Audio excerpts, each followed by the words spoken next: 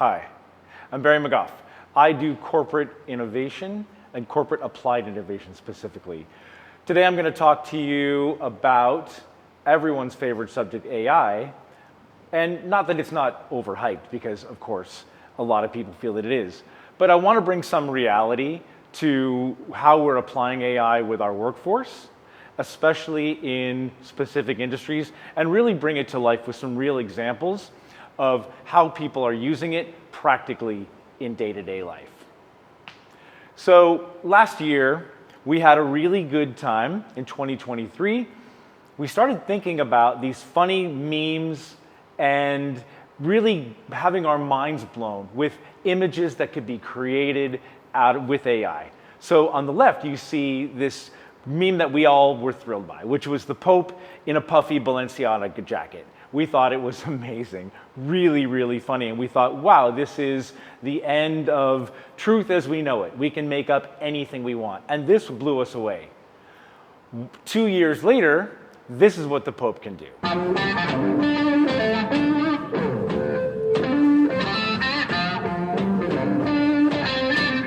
Amazing, right? So if we're going to put this into context, let's ground AI and its practical application in reality. So Jamie Dimon just recently said that AI could be as transformative as electricity or the internet. That could be very hyperbolic, but it could also be true. If we're looking at how people are forecasting AI in the business world and its impact, I really like what PwC did, and they presented this at the National Retail Federation in January, where they talked about innovation being at a tipping point. If you think about innovation and AI innovation in terms of exponential growth, you can see that there are several factors that are causing this growth. There are more breakthroughs in the last 3 years than in the last 70. So you can look at things like the speed of innovation, our ability to use 6 times the power of compute to be able to enable near unhuman predictive capabilities. We can look at the maturity of technology, and now we can look at compute power, which is 60 billion teraflops per US dollar. So the cost of data is coming down, and yet the urgency of adoption is rising. So if you look at some of the facts that we can pull out of this, Gen AI hit 60% household adoption in 2023, and we are slightly lagging in corporate adoption, but I'll show you a little bit more about that. Goldman Sachs has quoted that generative AI will increase global GDP about 7% in the next 10 years. That's about $7 trillion in increase in global GDP. The investment of AI could peak at about 2.5 to 4% GDP. So that's $75 billion to $1.2 trillion. That is so large that it's roughly the GDP of Saudi Arabia. They also talked about how many years it's going to take for AI adoption to actually come and we can actually see it and realize it. The realization of this, they're anticipating, might not come till the second half of this decade. But the second half of this decade started in January.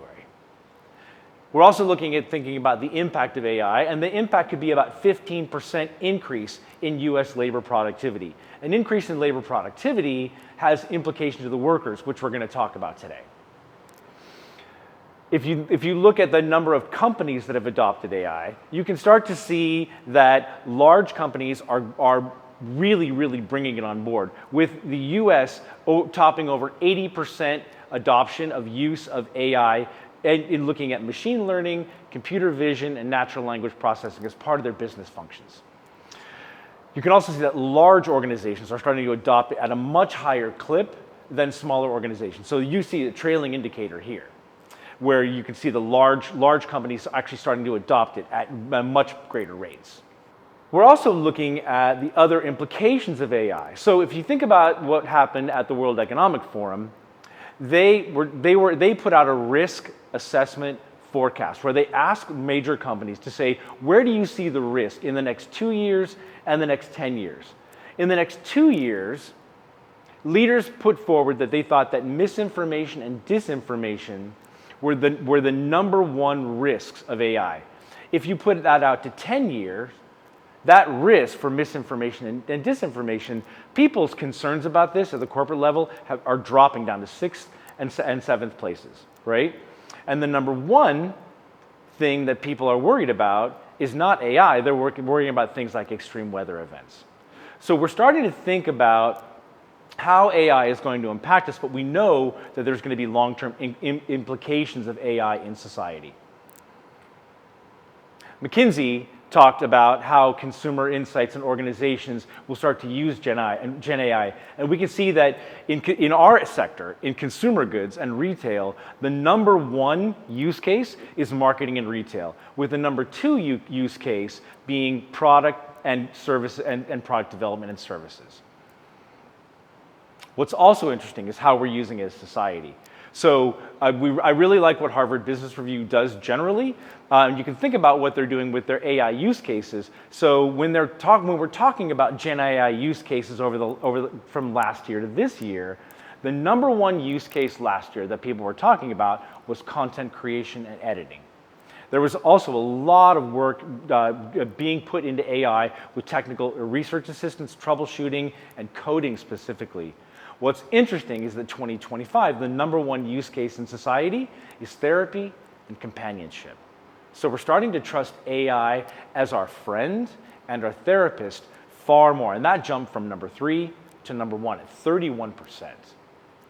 What's also interesting, if you look at this, and this is a little bit more on the humorous side, if you look at the deeper dive of the top 100 Gen AI use cases, if you look down at number 63, one of the use cases is disputing a fine. Some of the other use cases are how can I use AI to break the rules, which is something that's still in the top 100.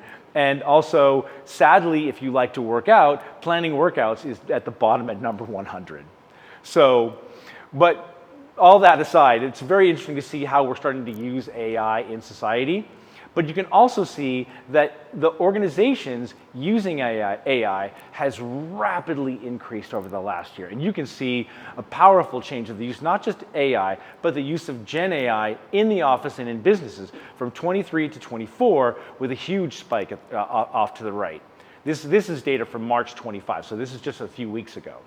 Again, grounding ourselves in the reality of how companies and businesses are using AI, you can see that the number one use case that people are starting to use is supply chain and inventory management. Because companies and CEOs are looking to figure out ways AI can reduce costs and reduce OpEx. So we can see that also HR and IT are starting to spike in their use case at 50% and 42% of companies reporting that they're starting to use AI there. And what they're looking at is between 34 and 50% reporting operating expenses savings between 10% and 20% of the top line. Now, when we talk about worker productivity, this is really, really important because we do have to think about what the goals are with AI in business. PwC, again, does a fantastic job looking and forecasting, and you can see from this chart, which is an eye chart, but really important that they can see a real impact of AI from end to end. From the beginning of product creation through strategy, through process, through finance, inventory control, merchandising, and sales. There's a place for AI in every single thing as we think about every aspect of our business, as we think about this as an end-to-end solution all the way through. You'll hear me talk a little bit in this presentation today about Amy Webb and her Future Today strategy group. Amy Webb is a 20-year speaker and veteran at South by Southwest. That is a venue that I find really, really important. I call it Davos, or World Economic Forum for the rest of us, as we get to go to Austin and we get to learn about what people are talking about what is the direction of travel in society, in technology, in the creator community, in policy. And what she put forward in this March at South by Southwest is that these are, if you can look at this chart, this is every single technology that you can think of, from living intelligence to AI to quantum to space technology. And what's really interesting is she's forecasting when it will hit each industry at what time over the next 10 years, and whether it has high relevance or low relevance. What's interesting about this chart is there are very, very few gray boxes in here that say that AI is of low relevance. What I put into this chart here is everything that you see in white as today. These are things which will affect the retail industry and the CPG industry today, or when we say soon, we say in the next 1 to 3 years, which is really, really interesting because if you know from our corporate calendars, we're all planning product to be launched in spring 26 and fall 26. So we're already planning it 18 months advance today. So you can see that every aspect of AI, advanced sensors, computing manufacturing, AR, VR, XR, climate green tech, and even robotics will be working their way into our industry now, and we need to be prepared for it. What's also interesting when we talk about jobs is we think about where the spikes are in terms of where AI is being put in job descriptions. This is a really interesting graph by country of how often AI, or natural language processing neural networks, or other terminology, is put into requests for jobs and job queries. You see a spike in 2020 when GPT-3 came out, and all of a sudden AI and job descriptions started spiking up. Then it flatlined, and then in 2022, when ChatGPT came out, you can also see that we have more spikes in the need and the request for AI to be put into job descriptions. So it is a skill that's going to be very, very important that we all understand how to learn and leverage. Last year, Harvard Business Review did a very interesting study around what 570 experts predicted would be the impact of AI on jobs. And what's interesting is they predicted the impact of AI on everything. Very harrowing and a great report, but what they talked about is a kind of a timeline over the next 10 years. By 2026, they say that job tasks are going to be partially automated, so we're starting to see that. By 2029, they said that new technologies will create new types of occupations and totally new industries. We can envision that. By 2030, more and more occupations are augmented by AI, helping people work more efficiently, and by 2037, which I would argue will happen a lot sooner than that, people will work alongside robot colleagues. More and more jobs are entirely replaced by technology. What you see on the left here is figure 1.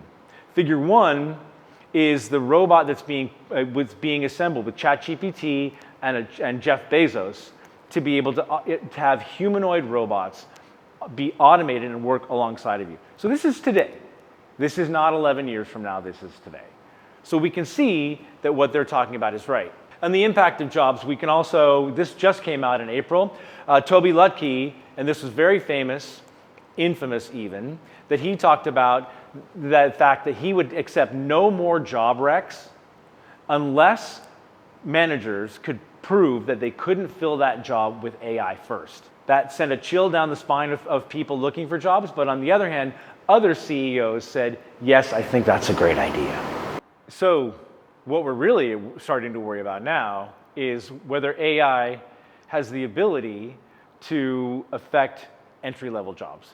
Anish Raman, the Chief Economic Opportunity Officer at LinkedIn, actually sounded the alarm with the New York Times last week and said, we are starting to see a disruption like we haven't seen since the 80s. So this is a real watch out for young kids moving out of college and going into the workforce, which is, to us, a clarion call for the need to upskill.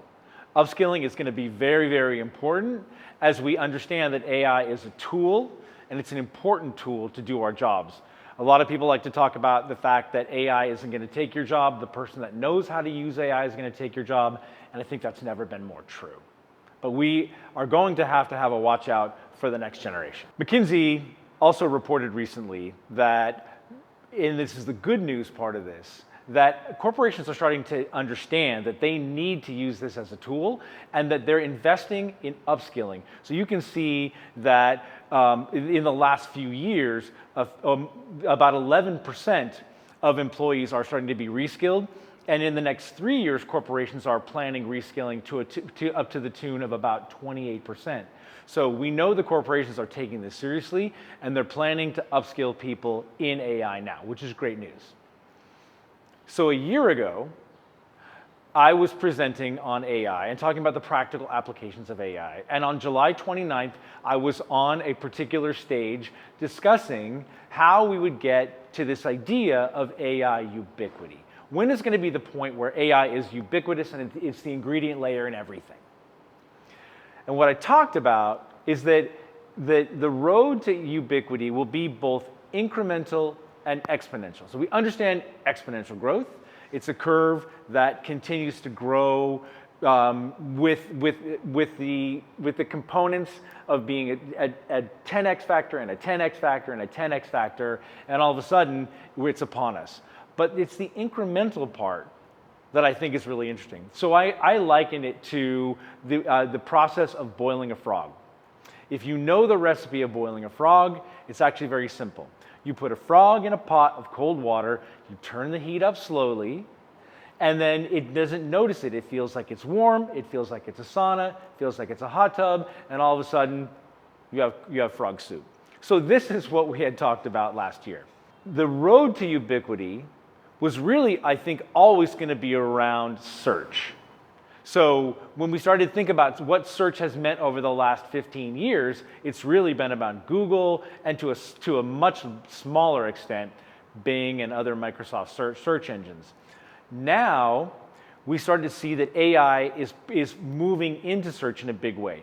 We have seen the launch of Gemini, Claude and Perplexity, what's happening with Microsoft Edge. If you haven't tried Coggy, it's actually really interesting. Perplexity, AI Overview. So we're starting to see a lot of AI search.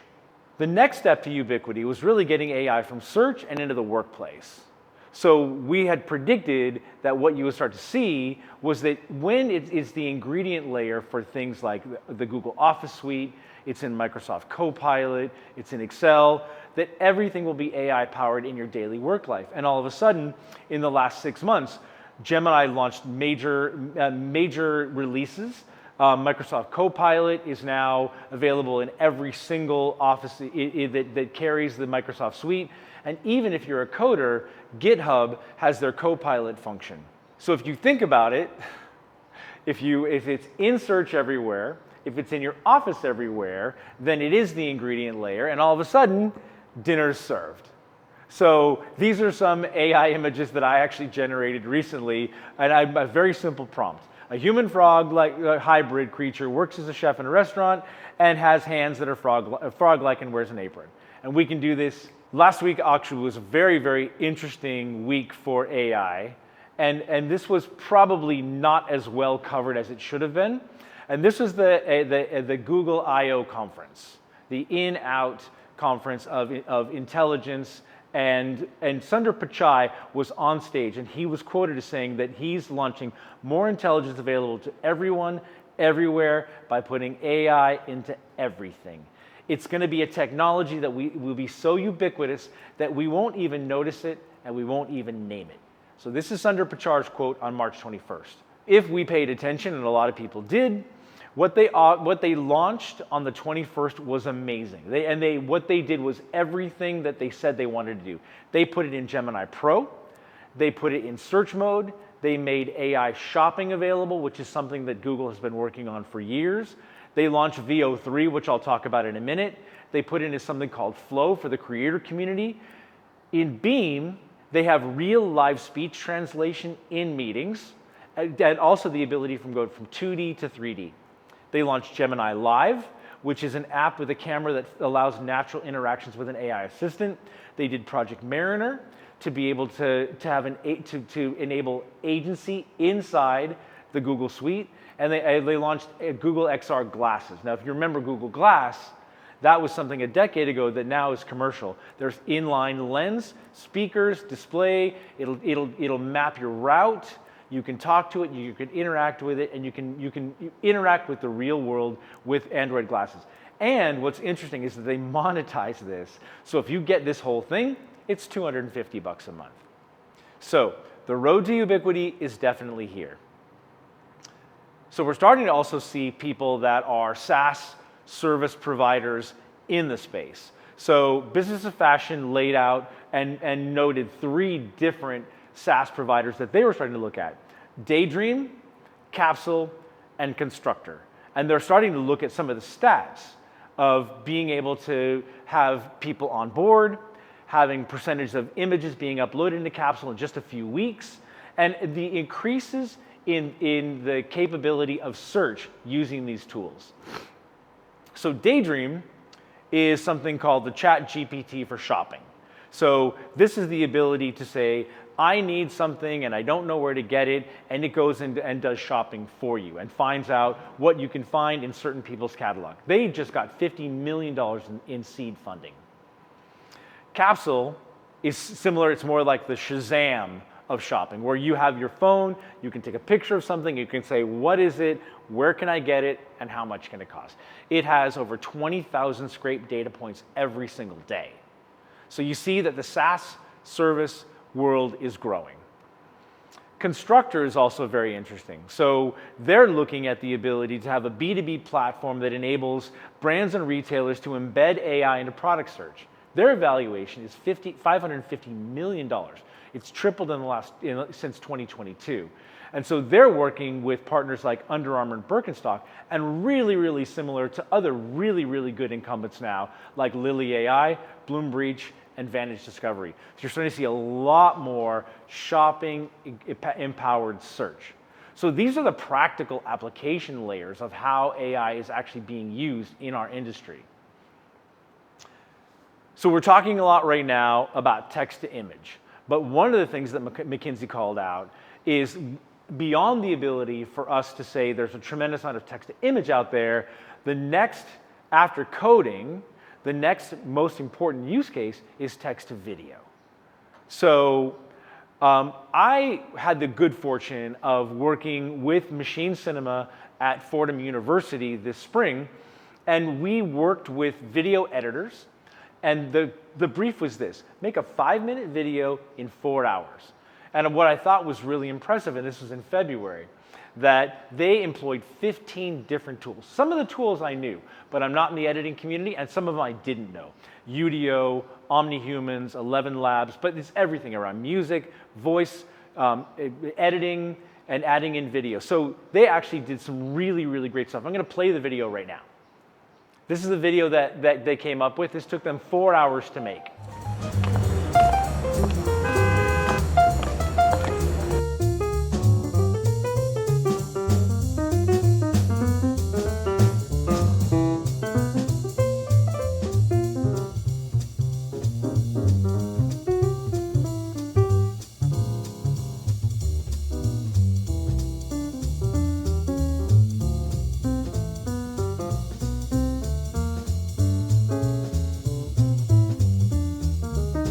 So you can see the reference to Kling AI and some of the other tools. This is impressive video. So that was 4 months ago. After the launch of Veo 3, which I just described a couple minutes ago at the Google conference, there has been an explosion of people using Veo 3 for video images that are, and to be fair, that 5 hours of video that I just showed you, the 3 minutes of video that took 5 hours, there were some inconsistencies here. This is what Veo 3 launched a week ago, and this is what you can get now. Welcome to a non-existent car show. Let's see some opinions. I mean, man, the acceleration is crazy. You look far, step on the pedal, and you are there. I feel safe with him in an SUV, and it seems to be like the right type of car for him. I think the range is only going to get better. Sorry. We don't want to drive gas cars anymore. Yeah, no more gas cars. You can see I'm kind of a misfit here, but don't tell anyone. I've just bought an electric car. I think it's really great for families and for little babies with all the safety features that these SUVs have. But what you're really seeing is that technology is going to be very, very important in terms of how we go forward. It was great to come to the conference because my husband loves cars. I think I have to buy an EV now. I love my muscle cars, but I try to stay as healthy as I can so I can make it to the next car show. Yeah. So that is the difference that we're seeing between February and now. This is also something that Google can do in Flow. I won't play the whole video, but I think it's interesting to see the special effects that creators can start to use. And again, this all was launched about 3 weeks ago. So the ability for us to cross the uncanny valley, for us to believe the images that we see and to use them in media and in the creator community is exploding like it's never exploded before. So I'm going to go back to grounding us in reality, some of the facts that some of the consulting companies were talking about. PwC is thinking now about how do we adopt AI? How are we adopting it into the enterprise? And you can see we've got force rank from left to right. The bubbles illustrate how big the adoption rate is at different points along the journey of AI adoption, from productivity to vendor-embedded AI, which is what I just showed you, some of these SaaS service providers, to finding targeted use case focus, and then scaling AI across the enterprise. So you can see that a lot of companies are looking at figuring out ways to get speed to market, how to scale to many users, but that overall use of generative AI is hard to measure. What we're finding is the next phase of adoption in terms of practical application is to find specific use cases, to use these SaaS providers like the people that I talked about earlier, and how can they implement AI into your enterprise to actually show value. Once that value is shown, then that becomes the gateway drug to enterprise and platform AI. So I'm gonna go back to the conversation with Amy Webb, where her Future Today strategy group actually had some incredibly easy and straightforward and practical ideas about how to execute AI into your enterprise. And she talked about 5 different things. Democratize your foundational knowledge, build a culture of experimentation, identify high-impact, low-risk use cases, which is actually what PwC just said, equip teams with tools and guardrails, this is very important, and then build something like Tiger Teams. These Tiger Teams can take these learnings and scale them out. So I'm going to go through them one by one real quick. So we talked earlier about this road to ubiquity. When we're starting to bring in these tool sets which are available to everyone, are readily available, and sometimes free because they're already in your search engine. Gemini, Claude, Perplexity, these are very inexpensive. You can also think about what DeepSeek is doing in China and what's happening with OpenAI. But the idea is that you would start to bring into your enterprise the idea of demonstrable knowledge, AI literacy. How do we get everyone in the organization to understand and to use the tools effectively? So this is a really, really important ingredient layer to be able to bring AI into your organization, is bring the literacy in and teach everybody that it exists and how you can use it. Also, the idea is that you want to make sure to bring in a culture of experimentation. Now, I really, really do not like the idea of fail fast, because I don't think that anyone likes to fail, and organizations don't like to fail. So I don't like the idea of move fast and break things. I do like the idea to move fast and learn things. So Amy Webb puts forward, and I do agree with her, that you can create safe places where any risk is very low, and so the reward can be very high. So this is very, very important to figure out sandboxes and places where AI can be used to prove its effectiveness. So this is a very important aspect of bringing AI into your enterprise. Also, the next step is, again, going back to what PwC said, find use cases that are high impact, low risk. If it's on your supply chain, if it's on the creator side, we're seeing a lot of execution on the creator side, and also I mentioned with code. Find a use case inside your organization that would be really, really effective, and you know that it will actually have high impact. And then build a pilot around that to demonstrate the value, and then socialize these results out into the organization. This is a really, really good example, and we'll play this video real quick, of Gamma. Gamma is an AI design tool that basically replaces PowerPoint. It's a very, very interesting tool. It uses ChatGPT, it uses DALL-E, it uses Gemini, it uses all the tools, and then you subscribe to the SaaS platform, and it can look at things like PowerPoint presentations, websites, and social media. Great example of a SaaS provider that's low risk, that will actually be able to impact the enterprise pretty quickly. Another really great provider that I really like is Lido. Lido takes a tremendous amount of files, PDFs, Excel documents, and then moves them into basically a CSV file. So PDF files that are locked, things that are coming off of websites, they're really, really difficult to get to. And this basically, and I've seen this work from a drop and drag perspective, very, very effective, inexpensive, easy to use, and a high impact into the enterprise, because you're starting to see how tools like this can increase efficiency. Another thing that Amy Webb talks about at Future Today Strategy Group is the legal aspect. Very important to understand where the guardrails are in terms of intellectual property and risk. So please don't forget to bring in your legal teams and make sure that you have guardrails around what the tool set that your associates are using as we implement AI into the enterprise. And lastly, and I really like this idea of building these ideas about tiger teams, taking it out of the sandbox and saying, you knew about this, you did a good job, how can you socialize this back into your enterprise? So tools like Loom, if you haven't used Loom, is great. They're video clips that are AI scripted, so you can actually fast forward through them. Loom Reels are great. Using Notebook LM, using a large language model to be able to use it as a drop-in file to share those learnings. These are great AI tools to help amplify the use of AI into the enterprise. So we think about these use cases, right? There's a couple great use cases in our industry. One that is around demand planning. Demand planning for our industry has also always been a dark art.